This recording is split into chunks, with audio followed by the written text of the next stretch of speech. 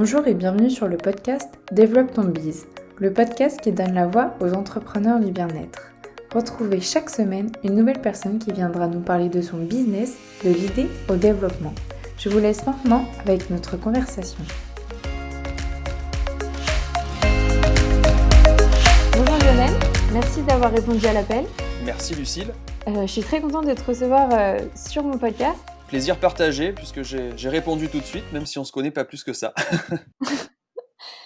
Alors dans un premier temps, est-ce que tu pourrais te présenter de la manière dont tu souhaites ? Alors, ça a été un exercice difficile pendant longtemps parce que je fais beaucoup de choses. Donc, l'idée, c'est un peu un couteau suisse. J'aime bien cette facette-là, où il y a différentes approches dans différents. Alors, j'ai deux métiers principaux, on va dire.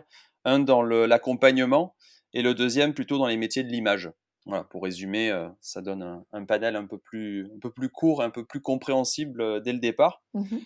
Après, je suis passionné, pour résumer, de l'humain en fait. C'est peut-être ça, si j'avais qu'une chose à mettre en avant, c'est l'humain et on fait partie d'un tout, ce qui est important aussi pour moi. Donc on est je suis autant intéressé par, on va dire, l'accompagnement, enfin la partie psychologie, que la partie alimentation, que toutes ces choses-là, en fait. Ce côté bien-être, hein, puisqu'on est là pour ça. Tu interviews des professionnels du bien-être. Exactement. C'est vraiment, voilà, cette partie, on fait partie d'un tout. Donc, d'ailleurs, ça peut se retrouver sur ma chaîne YouTube où j'ai fait pas mal de sous-catégories avec la partie partage d'expérience, alimentation, médecine complémentaire, conseil santé, conseil lecture aussi. Je pense que c'est important de garder une vision globale de l'humain et malgré qu'il y ait plein de facettes, c'est vraiment cette partie-là que j'ai envie de mettre en avant pour me présenter. On reviendra après à tes différentes activités. Est-ce que tu pourrais nous expliquer un peu ton parcours, comment tu en es arrivé là où tu es aujourd'hui ? Oui, alors il y a eu beaucoup de choses et je vais parler plutôt des moments de déclic puisque c'est ce qu'on a dans la vie, hein. C'est ces moments-là qui font passer à un autre cran. Donc, tu veux que je reparte les études, tout ça ou Bah, tu peux évoquer rapidement tes études? rapidement? Ouais? Ouais, bah écoute, école de commerce. J'ai été en programme management financier international. C'est là où j'ai acquis ma première expérience en anglais, OK. donc qui m'a beaucoup servi. Donc ça, si j'ai un petit conseil, tu m'as pas demandé encore de demander des conseils, mais l'anglais, c'est vraiment quelque chose qui devient plus qu'une base maintenant. Donc partir à l'étranger, c'est quand même quelque chose qui est très formateur. Et suite à ça, j'ai continué sur un master marketing.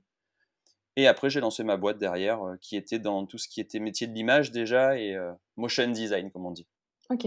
Par la suite, le vrai déclic, en fait, ça a été lorsque une personne de ma famille est tombée malade. D'accord. Et ça m'a permis de commencer à avoir une nouvelle perception de la vie. Dans le sens où j'ai senti un peu que ce qu'on m'avait dit, c'était pas forcément la vérité. Voilà, pour être très honnête. Donc, c'est ce qui a permis de déclencher une nouvelle vision et surtout de m'intéresser à des valeurs encore plus humaines que humaines, c'est-à-dire recentrées sur les valeurs de famille, de pourquoi on est là. J'ai commencé à me poser plein de questions. Alors, pour beaucoup, hein, on se pose des questions, pourquoi on est là, qu'est-ce qu'on fait, etc. Voilà, c'est là où tout a commencé à se mettre en place. Et c'est là où je suis parti d'ailleurs. J'ai pris un aller simple et je suis parti du côté des Philippines OK. pour voyager seul et vraiment me confronter à ce qu'était la vie et me poser les bonnes questions sans perturbateur. Ça, c'est vraiment un conseil aussi. Je conseille vraiment à tout le monde de partir seul, d'aller se poser les bonnes questions. Et une fois qu'on est face à son miroir ou face à soi-même, eh bien, en se posant les bonnes questions, on a souvent les bonnes réponses qui arrivent. Voilà, donc ça, c'est sur la partie globale. Alors, je pourrais t'en parler encore pendant 2 heures, mais c'est pas le sujet. Euh, Globalement, voilà, l'expérience qui m'a amené à faire tout ça. Donc, passionné d'images depuis très longtemps, donc photo, vidéo, et très récemment, pilote de drone. Ça, c'est une première partie, comme je disais. Et la deuxième, c'est vraiment l'envie d'aider. Alors, moi, c'est vrai que je suis un peu amoureux de l'amour. Je l'assume maintenant pleinement. Et entre aider et aimer, hein, on n'a qu'une petite lettre. Et c'est vrai que l'accompagnement des gens pour les rendre de plus en plus épanouis autour de moi et ailleurs, hein, bien sûr. C'est quelque chose qui me plaît et ce qui m'a donné envie aussi de créer cette fameuse chaîne YouTube dans la globalité de motivation, envie de donner aux gens, montrer que tout est possible et que quand on veut, on peut. Si on le fait avec amour, la réussite n'est qu'une question de temps. OK, super. Ensuite, donc est-ce que tu peux présenter présenter en fait tes différentes activités? Si là demain je vais dire: «Quels sont tes métiers?» Mmh. puisque tu en as plusieurs, Oui. qu'est-ce que tu répondrais? Alors, je vais déjà peut-être commencer par le coaching, Mmh mh. hein, le côté accompagnement, pro perso. C'est, comment expliquer ce métier? C'est quelque chose de très simple. En fait, je me vois, en fait, comme un outil, tout simplement. Un outil qui va, provoquer un déclic. Je parle de beaucoup de déclics, hein. C'est quelque chose qui a marqué, qui marque ma vie d'ailleurs, assez régulièrement de savoir, on va dire, retirer l'essence d'une expérience. Pour moi, il n'y a pas vraiment d'expérience, on va dire, d'échec ou de choses négatives. Il faut vraiment le voir ça comme une expérience, s'en servir. Et il y a des phrases que j'ai l'habitude d'utiliser assez régulièrement. D'ailleurs, c'est des choses que je me répète, que ce soit sur des rituels quotidiens ou des fois je les écris sur enfin, quelque chose qui va être vu de manière régulière. Et c'est, par exemple, je t'en donne un ici maintenant, c'est: «La vie continuera à t'enseigner la même leçon jusqu'à ce que tu la comprennes». Mmh. Quand on arrive sur une expérience, on va dire, qu'on considère comme un échec, on va dire: «Alors, pourquoi il m'est arrivé ça? Qu'est-ce que j'ai fait en amont? Qu'est-ce qui s'est passé? Quels ont été les phénomènes perturbateurs qui m'ont amené à ce que je voulais pas, au final?» Mmh. C'est plus ou moins ça. Euh, donc ça, cette partie-là me semble super importante de se remettre en question, sans trop non plus se remettre en question, puisque là, d'un coup, après, on devient un peu fou, hein, ça, à trop se poser de questions, on n'est plus dans l'action. Mmh. Et c'est ce subtil équilibre qu'il faut trouver. Et c'est par rapport à ce métier-là que j'ai décidé de faire, en l'occurrence, c'est justement aider les gens quand on se pose trop de questions ou pas assez, ou qu'on a envie de changer. Alors j'ai plutôt des personnes, alors j'ai 3-4 types de personnes. J'ai des jeunes et des moins jeunes, ça pour le coup j'ai un peu tout le panel. Mais il y a aussi des personnes qui viennent me voir en post-traumatisme, j'ai envie de dire, OK. puisque c'est souvent ça qui crée des questionnements, Mmh. ou je remets encore ce terme de déclic. Et puis il y a aussi des fois simplement pour comment on dit, comment dire avec les bons mots, c'est un moteur, voilà, je vais dire ça. Donc des fois, on a des bonnes idées, on a tout, et puis juste le fait de passer à l'action, il manque ce petit truc pour dire: «Bon, j'ai tout, je suis prêt, ça fait des mois, des années que je travaille dessus, mais j'arrive pas à enclencher la première». Et ben voilà, des fois en 2-3 en 2-3 séances, et ben ça y est, c'est parti. Et puis voilà, j'ai servi juste de déclic. Moi, c'est vrai que mon optique, c'est de pas garder les gens longtemps, parce Ouais. que j'apprends pas aux gens à ne plus tomber, j'apprends plutôt, on va dire, à se relever plus vite. Mmh. C'est ce que j'applique d'ailleurs dans ma vie, hein, parce que tout ce que ça, c'est une phrase que j'aime bien de Socrate. Alors je sais pas si je dis dans le bon sens, mais tout ce que je sais, c'est que je ne sais rien. Mmh. Et je pense que quand on commence à apprendre, on comprend, on comprend, on comprend, on pense avoir compris, et si on arrive sur un stade où ça y est, c'est bon, j'ai compris, je pense que c'est là qu'on a encore rien compris. C'est pour ça d'ailleurs que la richesse d'une expérience d'une vie, on en parlera peut-être tout à l'heure par rapport à un des projets que j'ai actuellement, c'est quelque chose qui me semble primordial. Et ça, on appelle ça l'expérience, hein. Et l'expérience, c'est avec l'âge qu'on l'acquiert. Pour la partie coaching, c'est ce que j'avais envie de te dire. OK. Ensuite, sur la partie, donc le deuxième métier, on va dire, la partie photo, vidéo, drone, métier de l'image, pareil, j'ai cette notion d'utilité qui est super importante pour moi. C'est-à-dire que je fais des choses qui vont aider ou faire plaisir ou faire avancer les choses. Mais pas que pour moi, que ce soit, on va dire, pour aider à, à avoir une nouvelle peut-être philosophie. Enfin, ma méthode, c'est clairement suggérer sans imposer. C'est-à-dire, tiens, ça existe, maintenant, après, j'oriente, et après, toi, tu en fais ce que tu en veux. Donc, j'ai accompagné aussi des gens dans la partie photo, c'est-à-dire vraiment les prendre en photo eux, hein, tu vois, de OK. changer de visage.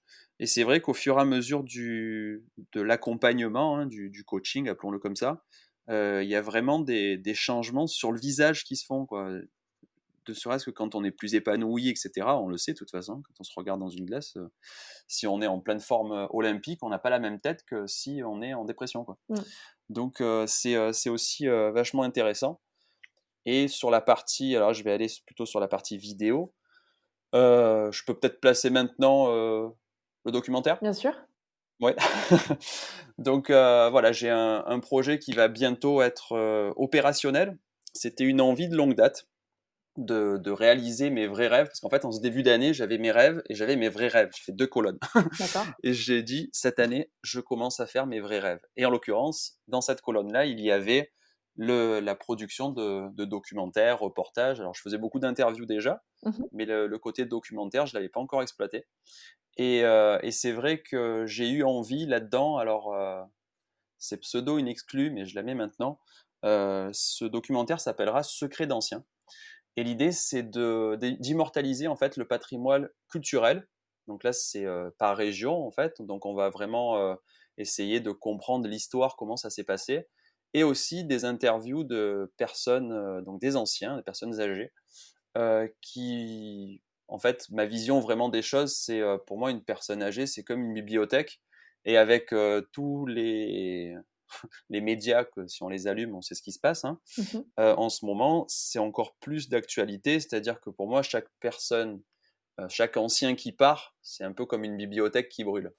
Et mon optique, c'est vraiment d'aller suggérer, encore une fois, sans imposer, que toutes les personnes qui ont la chance d'avoir leurs anciens ou leur famille autour, d'aller peut-être un peu immortaliser ces choses-là, connaître un peu leur vie, comment ils ont évolué, comment ils se sont adaptés, parce que des personnes qui ont une centaine d'années maintenant, ils ont quand même vu des progrès technologiques hallucinants. Mmh. C'est-à-dire qu'ils n'avaient pas d'internet, ils n'avaient pas de téléphone, ils n'avaient pas de radio même au tout début. Ils ont vécu des guerres. Donc je trouve que c'est extrêmement riche, et c'est ce que j'ai voulu, on va dire, mettre dans ces documentaires, pour mettre en avant ce patrimoine, donc culturel pour le côté histoire, et humain, qui celui-là, une fois qu'ils seront partis, ben, ils partiront avec leur mémoire, leurs souvenirs, etc. Donc, d'immortaliser un peu ces instants-là. Donc, tu vois, voilà, c'est pour te dire aussi que même la vidéo, j'essaie de l'orienter sur une chose qui me tient à cœur, Ouais. et qui va sûrement aider à un moment donné ou à un autre les gens de connaître un peu les us et coutumes de toutes ces personnes-là. C'est intéressant. Je profite pour rajouter un truc. Je parle beaucoup, hein, je suis désolé, après on m'arrête plus. Mais ça aussi, j'invite les gens à faire ça. Moi, c'est ce que je fais depuis tout jeune. Tous les stages que j'ai faits, enfin, beaucoup de personnes que j'ai rencontrées, toutes les personnes un peu qui m'ont inspiré, ou que j'ai un peu admiré par leur statut quand ils sont, par exemple, voilà, quelqu'un qui a réussi, qui est chef d'entreprise. Alors, est-ce que la réussite, c'est le chef d'entreprise? C'est une autre question. Je ne rentrerai pas dedans parce que Mmh. c'est un autre débat. Mais en tous les cas, d'aller vraiment les questionner sur comment ils en sont arrivés là. Et ce que tu fais aussi, hein, auprès des personnes. Je trouve ça vraiment enrichissant, mais le faire en fait aux gens autour de vous.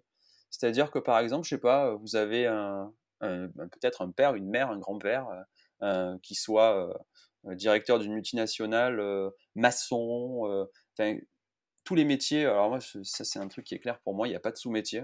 Le vrai chemin dans la vie, c'est d'être heureux. Donc qu'on soit heureux en faisant une chose ou une autre, juste se lever le matin, avoir le sourire aux lèvres et être motivé par ce qu'on fait, c'est juste ce qu'il faut. Voilà, c'est pas, Complètement. il y a pas de sous-métier. Ouais. Parce qu'on entend beaucoup. Ah oui, toi t'as réussi. Non non, non non. Est-ce que t'es heureux? Pas du tout. Ah, bah alors peut-être que la réussite c'est autre chose. Voilà. Donc pour toutes ces choses-là, d'aller questionner les gens sur leur parcours, comment ils en sont arrivés là, mais autour de vous. Mmh. Et au-delà de ça, ça recrée du lien aussi, parce que vu qu'on est tous dans des sociétés, dans une société, je veux dire, où on n'a pas le temps, où ça va vite, ou machin, ben voilà, ben moi ce que j'ai l'habitude de faire, c'est souvent je pose mon téléphone et je dis bon ben alors, comment s'est passé ça ben voilà, soyez curieux, voilà, si j'ai envie de dire, soyez curieux. On n'est Complètement. jamais assez curieux. Mmh. Alors, je continue sur les activités, il y en a Mmh. encore plein. Non, je vais me cantonner à la dernière, qui est l'association en fait que j'ai créée suite à la maladie de ma maman, qui a beaucoup évolué, puisque au début, alors l'association s'appelle Vibration. Alors, tu as parlé tout à l'heure vision, donc j'ai toujours fait les mêmes jeux de mots, hein, c'est pas très original, mais vision de la vie, et puis vibration de la vie, c'est quelque chose que je trouve, d'ailleurs le slogan «Tout est une question de vibration» hein, que j'avais mis, Mmh. c'est vraiment quelque chose que je pense au fond de moi. Et à la base, donc je disais, ça avait évolué, c'était le musical au service du médical, parce que ayant fait une bonne dizaine d'années dans l'industrie musicale, j'avais envie de mettre ça en avant, et je me suis dit, tiens, je vais créer des événements pour faire parler de la fameuse maladie. Et au fur et à mesure, ça s'est réorienté avec l'expérience de vie, les choix de vie, les retours que j'ai eus. Et c'est devenu un peu la nouvelle technologie au service du bien-être. Donc aujourd'hui, l'association permet à des personnes de réaliser leurs rêves, et par l'intermédiaire en fait des casques 360 degrés, donc la VR, hein, comme on connaît, Virtual Reality, Mmh. pour justement aller réaliser des rêves. Alors je donne un exemple concret. Alors je vais en donner deux. Vas-y. Là où était hospitalisée ma maman, il y avait une personne qui était donc tétraplégique et trachéotomisée, qui voulait absolument faire un saut en parachute. OK. Forcément, dans cet état-là, c'est un peu compliqué. Mmh. Donc, par l'intermédiaire de la VR, c'est devenu possible, et c'était une expérience incroyable. J'ai une autre personne aussi qui ne bougeait pas la main, enfin qui bougeait à peine la main pour se déplacer avec son fauteuil roulant. Et lui, c'était plutôt la plongée. Donc, pareil, trachéoventilé, etc. Et pendant son expérience immersive, il a levé la main, il a arraché le casque. OK. Chose encore impossible. Ouais. Et je vais arriver sur l'un des plus beaux souvenirs de ma vie, qui a été lorsque ma mère voulait faire un safari, en fait, donc elle ne parlait plus, elle ne bougeait plus. Et là, je lui mets le casque, j'avais fait un petit montage en 360 pour justement essayer de lui réaliser ce rêve spécifique. Je lui enlève le casque, déjà elle me fait un sourire alors que les mimiques c'était quasiment impossible. Elle se fait un bruit, ce qui était encore une fois impossible, et elle bouge sa jambe, ce qui était OK. encore une fois impossible. Donc, c'était pour insister sur le tout est possible. On ne sait pas vraiment comment tout fonctionne. Il y a beaucoup d'études qui sont publiées de plus en plus Mmh. sur la partie neuro dans le global, hein. Donc, je pense notamment à Neuro Restore, qui est une société pas française, mais si vous avez l'occasion d'aller jeter un œil, n'hésitez pas. Voilà, où on est vraiment sur, on ne sait pas en fait. Il y a plein de choses qu'on ne sait pas encore sur cette partie. Alors on parle de motivation, on parle de rituels, on parle de méditation, Mmh. on parle de toutes ces choses-là. Au final, c'est encore en pleine découverte. Peut-être que dans 150 ans, on dira ah ben ça marchait comme ça. Oui, pour l'instant, on n'en sait rien. Et moi, je crois au miracle. Après, il n'y a aucune connotation religieuse derrière, mais en tous les cas, en créer, je pense que c'est possible. Mmh. La preuve, hein, par rapport à ma mère, j'aurais d'autres exemples à citer, mais ça serait encore beaucoup plus long. Mais voilà, quand on vous annonce quelque chose, ah, alors moi, ce qui m'a le plus motivé dans ma vie, je crois que c'est quand on m'a dit c'est impossible. Et parce que je suis tellement motivé à prouver que c'est possible. Mais voilà, c'est cette envie d'aller plus loin. Ne vous contentez pas et de ce qu'on vous dit, quoi, parce qu'il y a plein de choses. Il y a plein de choses qui sont possibles et on en ignore complètement l'existence. Donc, feu, quoi, j'ai envie de dire. Super. Voilà pour les activités. J'aime beaucoup ton message. Merci.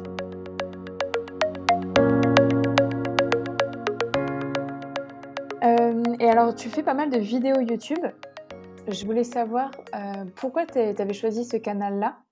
Et peut-être un peu plus nous expliquer ce que tu partages, au travers de YouTube?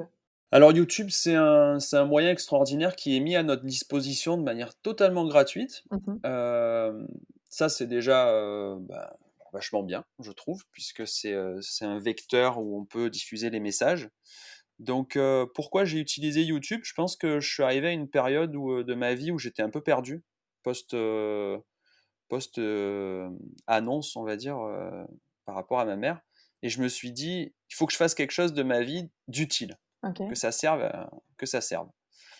Hem, Ça a été la motivation, comme je l'ai dit tout à l'heure, c'est, suggérer sans imposer. J'avais envie de partager au plus grand nombre mes expériences, tout simplement, ou les Mmh. techniques que j'avais découvertes. Alors là, je parle plus de la partie, médecine complémentaire, en se disant: «Bah, tiens, regarde, toi, tu vas pas bien, est-ce que tu as essayé, par exemple, je dis n'importe quoi, alors des choses beaucoup plus, classiques comme l'ostéopathie, que beaucoup de gens connaissent et pratiquent, mais d'aller peut-être un peu plus loin sur de la kinésiologie, par exemple, ou l'hypnose, ou enfin des trucs pareil, c'est de plus en plus en vogue, et arriver sur des choses beaucoup plus subtiles. Et là, on parle de spirituel, alors pareil, à boire et à manger de partout, mais je me suis dit, voilà, c'est quoi l'énergie, c'est quoi, Mmh. qu'est-ce que j'avais fait aussi, je sais plus, j'en ai fait une quarantaine du coup d'interviews. Mais voilà, l'idée, c'était de suggérer aux gens de nouvelles choses. Dans le cas où on ne te propose plus de solution parce qu'on te dit, ben voilà, t'as ça, en gros, t'es cuit. Ben non, en fait, t'es pas cuit. Il y a plein d'autres solutions. Il y a plein d'autres choses. Et je pense notamment à toutes les personnes qui sont diagnostiquées de maladies un peu pas très joyeuses, bon, même s'il n'y en a pas une mieux qu'une autre. Mais, euh, mais voilà, c'était vraiment l'idée d'aller plus loin et de dire, il y a d'autres solutions qui existent, même si on ne t'en parle pas à la télé, il y en a à côté qui existent. Voilà. OK. La vraie motivation, ça a été ça. D'ailleurs, c'est pour ça que tu as les trucs très simples, genre l'hypnose, c'est Oui. quoi? J'essaye de vulgariser en fait cette partie alternative parce que c'est vrai, comme je disais, il y a un peu à boire et à manger. Quand je dis d'ailleurs le terme de coaching de vie, il a tellement été galvaudé. C'est pour ça que j'aime bien utiliser le terme d'accompagnateur et plutôt de personne déclic. Parce que bon, bah, tout de suite, on dit, oh là là, c'est un gourou, qu'est-ce qu'il va nous faire? Enfin, non, voilà, bref. Tu m'as compris et je pense que les gens qui nous écouteront comprendront aussi très bien le message. Et alors je voulais revenir aussi un peu sur, ton activité entrepreneuriale. Mhm. Donc tu étais dans l'industrie de la musique. Oui, Ensuite, tu as créé ton association oui. et après, quelles ont été les étapes? Tu t'es peut-être mis d'abord en micro-entrepreneur? Tout à fait. Ça a été les étapes. Alors, l'idée, c'est de vraiment. Alors voilà, c'est un conseil déjà de voir un peu si ça marche ou ça marche pas. Donc, faire une étude de marché, enfin, tout simplement, Yes. pour affiner, on va dire, le message. Qu'est-ce que j'ai envie de faire passer, toutes ces choses-là. Et c'est vrai que ce qui m'a beaucoup aidé, c'est la partie YouTube, justement, parce que j'ai eu beaucoup de retours et D'accord. des bons comme des bons, parce qu'il n'y a pas des moins bons, ça a été juste formateur, hein, tout est parfait. Constructif, ouais. Voilà, et d'avoir surtout des retours de personnes qu'on ne connaît pas du tout. Oui. C'est-à-dire que on n'a qu'une fois l'occasion, alors ça c'est aussi intéressant, on n'a qu'une fois l'occasion de faire une première impression. Et quand les gens te voient pour la première fois, on dit mais qui tu es? On ne sait pas, c'est pas marqué sur la tête ce qu'on fait. Et j'ai envie de dire que toute cette chance d'avoir ces outils pour se faire connaître, hein, les réseaux sociaux dans les grandes lignes, c'est une vraie force à exploiter, à utiliser pour voir si son business marche ou pas, enfin marcherait ou pas. Mmh. Donc ça, c'est ça. Du coup, je digresse, mais du coup, est-ce que j'ai répondu à ta question ou pas? Oui et au-delà de Oui, ça, vraiment au niveau technique, donc tu t'es mis en micro-entrepreneur. oui. Ton activité principale, donc c'était le coaching ou déjà là, tu avais Non, plusieurs activités? non, c'était la vidéo plutôt. D'accord, Ouais, photo, vidéo, mais plutôt vidéo. OK. Donc ça, j'ai été aussi à un moment donné manager artistique, ça m'a permis aussi de découvrir une nouvelle facette. Et pour répondre plus précisément à tes outils, je parlais tout à l'heure de l'exemple avec la réalité virtuelle et ma mère. En fait, comme je suis très curieux et que j'ai soif d'apprendre en permanence, en fait, j'ai tout appris au fur et à mesure en autodidacte. C'est-à-dire que quand j'avais quelque chose à mettre en avant, que ce soit une bannière, une photo, quelque chose à faire. Donc je me suis auto-formé sur tous les logiciels qu'on connaît, hein, la suite Adobe, d'autres, Final Cut, enfin toutes ces choses-là, Mmh. pour en fait ne pas être dépendant des autres. OK. Donc voilà, pour les outils, en fait, j'ai vraiment creusé par moi-même. Oh, alors, il y a plein de trucs maintenant sur Internet, hein, je parlais de la gratuité de Ouais, YouTube, hein, il y a des tonnes de tutos dessus. c'est clair. Donc pour démarrer en tout cas, après le terme de gratuité c'est bien. Après pour se professionnaliser, je pense aussi enfin il faut vivre, hein, et il y a des personnes dont c'est Mmh. leur métier qui vont vraiment permettre d'aller beaucoup plus loin. Et c'est des formations qui sont payantes, mais c'est des choses vraiment qui sont intéressantes. J'ai eu recours à plusieurs choses comme ça dans la photo et dans la vidéo. Donc j'ai acheté des formations qui m'ont énormément servi parce que l'autodidacte c'est bien jusqu'à un certain point. Mais après, au-delà de ça, c'est bien d'aller se professionnaliser un peu plus et surtout, expérimenter. C'est-à-dire faites, soyez dans l'action Et comme je disais tout à l'heure, hein, à trop réfléchir, après, on fait plus rien, quoi. Oui, c'est vrai. Action.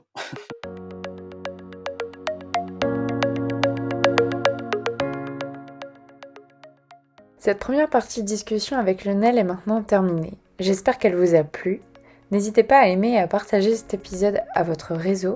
On se retrouve la semaine prochaine avec la deuxième partie.